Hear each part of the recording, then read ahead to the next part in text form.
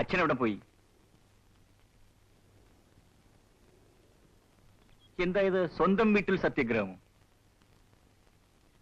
എടിമണ്ണ, നിന്നോടാ ചോദിച്ചത് അച്ഛനെവിടെ പോയെന്ന്? എനിക്ക് അകത്തേക്ക് പോകണം. ഒന്ന് എഴുന്നേറ്റ് മാറ്.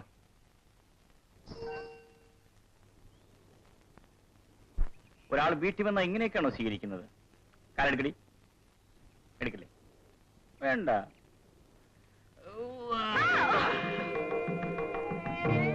മാഷേ, അച്ഛനിവിടെ ഇല്ല.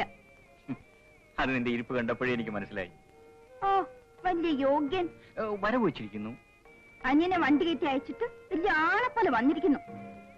അതിനിപ്പോ എന്തോ വേണം? ഒന്നും വേണ്ട.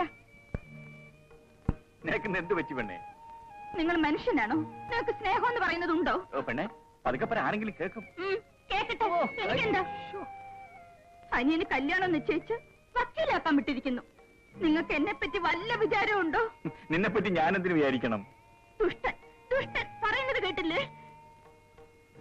എങ്കിലും എന്നോട് ഇങ്ങനെ പറയാൻ തോന്നിയല്ലോ. കുട്ടിക്കാലം മുതൽക്ക് ഞാൻ നിങ്ങളുടെ പിറകെ നടക്കാൻ തുടങ്ങിയതാ. എന്നെ പറ്റി പിന്നെ ആരാ വിചാരിക്കേണ്ടത്? സത്യത്തിൽ സത്യത്തിൽ നിന്നെപ്പറ്റി എനിക്ക് വിചാരമില്ലാഞ്ഞിട്ടല്ല. പിന്നെ വിചാരിച്ചോണ്ട് ഇരുന്നേച്ചാ മതി. നിന്നെ ഞാനങ്ങനെ വിടാനൊന്നും പോകുന്നില്ല. വിവാഹവും കഴിക്കും. ഇനി എന്നാ? മൂക്കി പല്ല് വരുമ്പോഴോ? പറയുന്നൊന്ന് കേക്കടി പെണ്ണേ. എന്റെ അനുജൻ പഠിച്ച് ജയിച്ച്. എനിക്ക് കേക്കണ്ട. അനിയൻ അനിയൻ അനിയൻ. വേറെ ആർക്കും അനിയനില്ലേ? പിന്നെ എന്റെ അനുജനെ പറ്റി അനാവശ്യം പറഞ്ഞാലുണ്ടല്ലോ. കൊല്ലോ, കൊല്ലണ്ടേ? എന്തിനാണ് ഇങ്ങനെ ജീവിക്കുന്നത്? എടി പെണ്ണെ, നമ്മൾ രണ്ടുപേരുടെയും കല്യാണം ഉടനെ നടത്തിയാൽ എന്റെ അനുജന്റെ കാര്യത്തിൽ ശ്രദ്ധിക്കാൻ പറ്റുമോ? നീ അതിന് ക്ഷമിക്കേ. എത്ര നാളെന്ന് പറഞ്ഞാൽ ക്ഷമിക്കുന്നത്? എന്റെ അനുജൻ പഠിച്ചു വക്കീലായാൽ ആദ്യം സിന്ധുമായിട്ടുള്ള കല്യാണം, പിന്നെ നമ്മൾ രണ്ടും കൂടെ കല്യാണം അങ്ങ് നടത്താം. അതെവിടുത്തെ മര്യാദയാ? ചേട്ടൻ നിൽക്കുമ്പോ അനിയന്റെ കല്യാണം. കേട്ടോ രാമു, അവള് പറഞ്ഞത് വളരെ ന്യായമായ കാര്യമാണ്. ഒന്നുകിൽ ചേട്ടന്റെ കല്യാണം ആദ്യം, അത് കഴിഞ്ഞ് അനിയന്റെ കല്യാണം, അല്ലെങ്കിൽ രണ്ടുപേരുടെയും കല്യാണം ഒരുമിച്ച്. ഞങ്ങൾ രണ്ടുപേരും കൂടി തമാശ. മനസ്സിലായി മനസ്സിലായി. നിങ്ങൾ തമാശ പറഞ്ഞത് മുഴുവൻ ഞാൻ പുറത്ത് കേട്ടുകൊണ്ടിരിക്കുകയായിരുന്നു. ഏതായാലും നിങ്ങൾ രണ്ടുപേരും എന്നെ കാര്യമായിട്ടൊന്ന് സഹായിച്ചു. എന്റെ ജോലിയുടെ 3/4 ഭാഗവും നിങ്ങൾ ചെയ്ത് തീർത്തു. ഇനി ആ ചടങ്ങ്, കല്യാണം, അത് ഞാൻ നടത്തി തരും.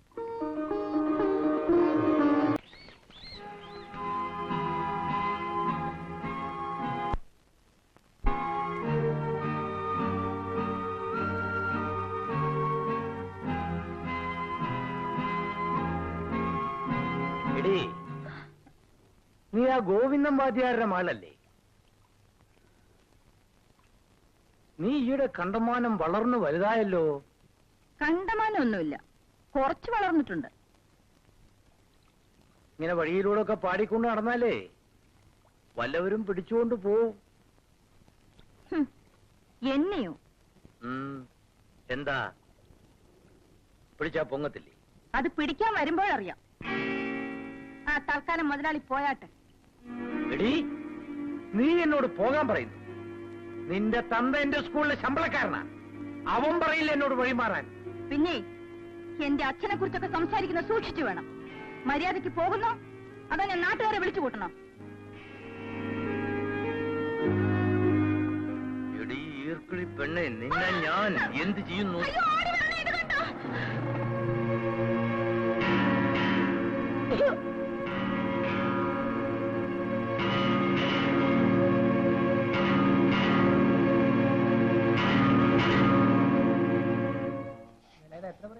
ആ 310.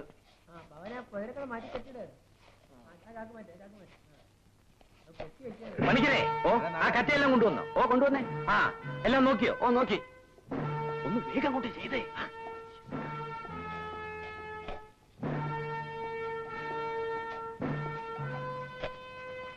ബാലിന്റെ നിലത്തിൽ ഈ പ്രാവശ്യം എത്ര പറയുണ്ട്?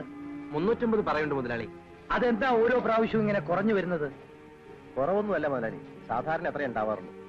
തനിക്ക് എങ്ങനെ അറിയാം? നിലം ബാലിന്റെ അല്ലേ? ഞങ്ങൾ ഒരുമിച്ചാണ് കൃഷി ചെയ്യുന്നത്, അതുകൊണ്ട് എനിക്കറിയാം. അത് വേലായുധം പറഞ്ഞ് ശരിയാ മുതലാളി, ഇവരൊന്നിച്ചാ അധ്വാനിക്കുന്നത്. തന്നോട് ചോദിച്ചോ? ഇല്ല. പോപ്പുറത്ത്. ബാല, നീ ശരിയായിട്ട് വളം ചെയ്യാത്തോണ്ടാണ് വിളവ് കുറഞ്ഞു വരുന്നത്. അത് മുതലാളി പറയുന്നത് ശരിയാ. പാടത്തിന് ശരിക്കും വളം ചെയ്തില്ലെങ്കിലേ പാടത്തിന് കേടാ, മുരഞ്ഞു പോവും. എന്ത് മുരഞ്ഞു പോവും? പിന്നെ അരഞ്ഞു പോവും. താനും ചുമ്മാരിയടോ. എന്താ അവൻ പറഞ്ഞത് ശരിയല്ലേ? മുതലാളിക്ക് ഇതിൽ നിന്ന് കിട്ടുന്ന മുഴുവൻ മെച്ചല്ലേ, മുതൽ മുടക്കൊന്നുമില്ലല്ലോ. ആ പാടം പിന്നെ ആരുടെ വകയാ? അത് പാടമാക്കി ഞങ്ങളല്ലേ, അവിടെ മുഴുവൻ കാടായിരുന്നല്ലോ. അത് നിങ്ങളുടെ തന്തയുടെ വകയായിരുന്നു. സൂക്ഷിച്ച് സംസാരിക്കണം, മര്യാദകൾ പറഞ്ഞാലുണ്ടല്ലോ.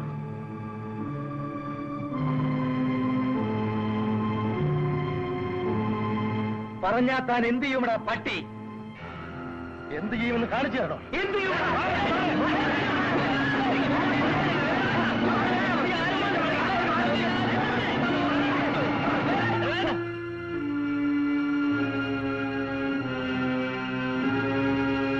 ഞങ്ങളെല്ലാം ആരുടെയും ചോര വെച്ച് കുടിച്ചുകൊണ്ടല്ല ജീവിക്കുന്നത്, എല്ലാവരെയും പരിഹരിച്ചിട്ടാണ്. അത് ഓർമ്മ വേണം.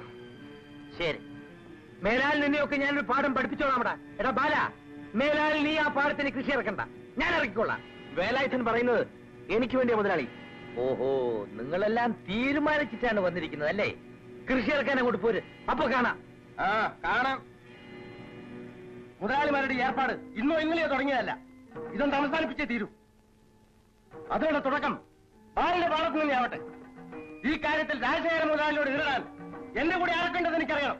ഞാനുണ്ട്. ഞാനൊന്ന് പറഞ്ഞോട്ടെ, അവരൊക്കെ മുതലാളിമാരാണ്, നമ്മളൊക്കെ പാവങ്ങൾ. മുതലാളിയോട് പിണങ്ങിക്കൊണ്ട് ഒരു പ്രയോജനവുമില്ല. മുതലാളിയുടെ സ്ഥലം വിട്ടുകൊടുക്കാൻ പറഞ്ഞാൽ അങ്ങ് വിട്ടുകൊടുക്കുന്നതാണ് നല്ലത്. എന്തിനായി വഴക്കും വെക്കാണോ? രാമ ഒരു കൃഷിക്കാരൻ തന്നെയാണോ? അസൽ കൃഷിക്കാരന്. എന്റെ അച്ഛന്റെ കാലത്ത് മുതലാളി തന്ന കാട് എന്റെ കാലമായപ്പോ പാടമായി. 2 കൃഷി കഴിഞ്ഞപ്പോ മുതലാളി എന്നെ വിളിച്ചു പറഞ്ഞു, എടാ രാമു, ആ കൃഷി സ്ഥലം അങ്ങ് വിട്ടതാണ്. ഞാൻ ഉടനെ അങ്ങ് വിട്ടുകൊടുത്തു, അത്ര തന്നെ. ഞാൻ അസലുള്ളവനാ. എന്റെ സ്ഥലം വിട്ടുകൊടുക്കാനൊന്നും ഞാൻ അങ്ങനെ നിശ്ചയിച്ചിട്ടില്ല. ഓ, അനുഭവിച്ചോ? എന്റെ അനുജനെ പഠിപ്പിക്കാൻ പണം തരുന്ന മുതലാളിക്കെതിരായിട്ട് എന്നെ കിട്ടൂല. രാമു, അനിയനെ പഠിപ്പിക്കാൻ രൂപ തന്നത് കിടപ്പാടം പണയപ്പെടുത്തിയിട്ടല്ലേ? സമ്മതിച്ചു, പക്ഷെ അതിന് ആളുണ്ടായല്ലോ. പിന്നെ നിങ്ങൾ എന്ത് വേണോ ചെയ്തോ, ഈ വഴക്കിനും വക്കാണത്തിനും ഞാനില്ല, ഞാൻ പോകുന്നു. പൊയ്ക്കോ. ഇന്നല്ലെങ്കിൽ നാളെ നീ ഞങ്ങളുടെ വഴിക്ക് വരും. വരാതെ അവിടെ പോവാൻ. ഞങ്ങൾക്കിതിൽ കാര്യമൊന്നുമില്ല, എങ്കിലും ഞങ്ങൾ നിങ്ങളുടെ അനുഭാവികളാണല്ലോ. ഒരു ചെറിയ സംശയം, എതിർക്കാൻ തന്നെ തീരുമാനിച്ചു. അതിനുള്ള ശക്തി? എതിർക്കാനുള്ള മനസ്സുണ്ടായാൽ മതി മാഷേ, ശക്തി താനേ ഉണ്ടായിക്കൊള്ളു. എന്ത് തന്നെ സംഭവിച്ചാലും വിരോധമില്ല. അവരൊരുത്തനെയും പാടത്തിറങ്ങാൻ സമ്മതിക്കരുത്. അതിന് ഞങ്ങൾ മതി. അവരൊരുപാട് ആളുകൾ കാണും, നിങ്ങളും കുറെ പേരെ വിളിച്ചോളൂ. പണം എത്ര വേണമെങ്കിലും കൊടുക്കാം. വേണ്ട മുതലാളി, അതിന് ഞങ്ങൾ മാത്രം മതി. വല്ലവനും എതിരിടാൻ വന്ന അരിഞ്ഞുകളാ. കേസ് ഞാൻ നോക്കിക്കൊള്ളാം. പോ. ശരി.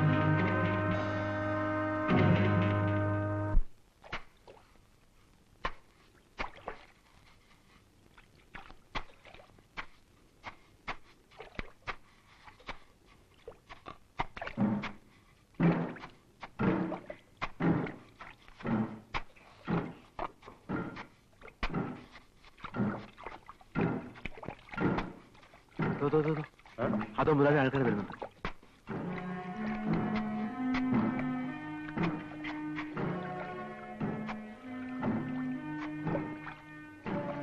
വരട്ടടാ, നീ പോയി ഇതിന്റെ ജോലി നോക്ക്.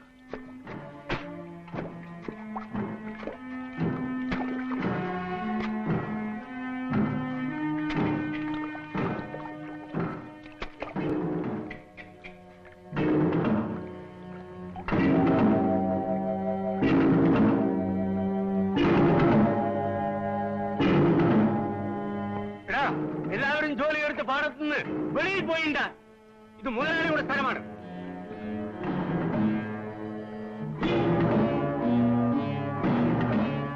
പാടത്തിന് എല്ലാവരും കയറിപ്പോകാൻ.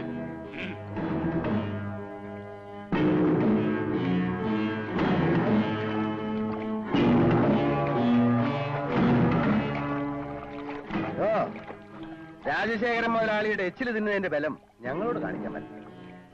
മര്യാദയ്ക്ക് വന്ന വഴി പോകുന്നതാ നിങ്ങൾക്ക് നല്ലത്. ഞങ്ങൾ അങ്ങനെ അങ്ങ് പോകാൻ വന്നതല്ല. പിന്നെ നിങ്ങളെല്ലാം അടിച്ചോടിച്ചിട്ട് ഞങ്ങൾ ഇവിടുന്ന്